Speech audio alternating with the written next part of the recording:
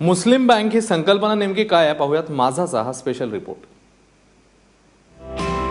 उस्मानाबादची राहत urban society महाराष्ट्रातली पहिली इस्लामिक बँक ठरेल।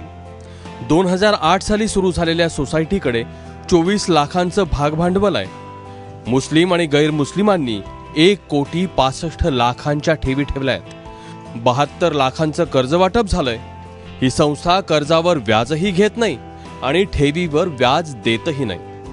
बँकेची कर्ज वसुली 98% आहे।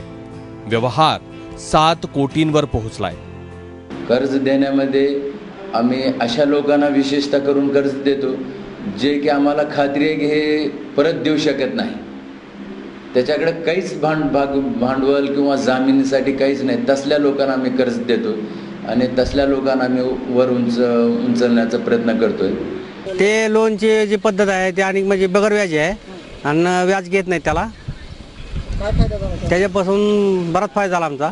3-4 वर्ष झाले त्यांच्या कंटिन्यू मी पैसे घेतो, बिनव्याजी महिन्याला त्यांचा हप्ता भरतो।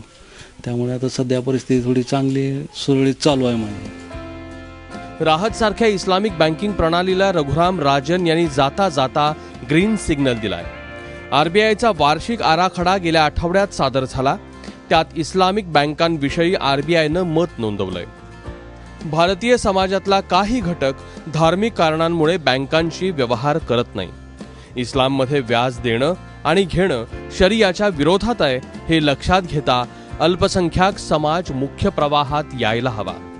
त्यासाठी सरकारसोबत चर्चा करून व्याज फ्री बँकिंग मॉडेल आणण्याची आरबीआयची तयारी आहे। 2012 साली अल्पसंख्याक आयोगानं व्याज फ्री इस्लामिक बँकांची शिफारस केली होती। अर्थमंत्री पी चिदंबरम यांनी 2013 साली आरबीआयला आपलं मत द्यायला सांगितलं होतं। मी म्हणेन की समाजातल्या सगळ्या घटकांची आपल्यामध्ये त्यांना आपण सहभागी करून घेतलं पाहिजे, सगळ्या घटकांना। त्याच्यात मुल्ला मौलवी पण आले। याच्यामुळे काय होईल की मुस्लिम समाजामध्ये सर्वसाधारण तरुणांना जे आज बेकार अवस्थेत आहेत ते फिरत आहेत त्यांना काम मिळेल। बँक 1 लाख रुपये कर्ज देत नाही, त्याच्यातले अर्धे निम्मे कर्ज देते, 50,000 देते। 50,000 रुपयामध्ये काय उद्योग बी करता येत नाही आणि 30-35,000 रुपयामध्ये त्यांना काय उद्योग करणार आहे। जी मोदी सरकारने जे बिनव्याजी बँक आणली आहेत तर ती आम्हाला त्याच्यावरून फार फायदा होईल। आमच्या मुलांचं शिक्षण होईल, आम्ही काहीतरी मोठा उद्योग करू शकतील। इस्लामिक बँकांच्या मॉडेलविषयी आरबीआयच्या अंतर्गत कमिटीनं आपला अहवाल यावर्षी फेब्रुवारी महिन्यात मोदी सरकारला सादर केला। आपल्या सौदी अरेबिया भेटीत नरेंद्र मोदींनी सौदीच्या सुलतानाबरोबर इस्लामिक बँक सुरू करण्याचा करारही केला। सौदीच्या इस्लामिक डेव्हलपमेंट बँकेची पहिली शाखा अहमदाबादला लवकरच सुरू होतेय।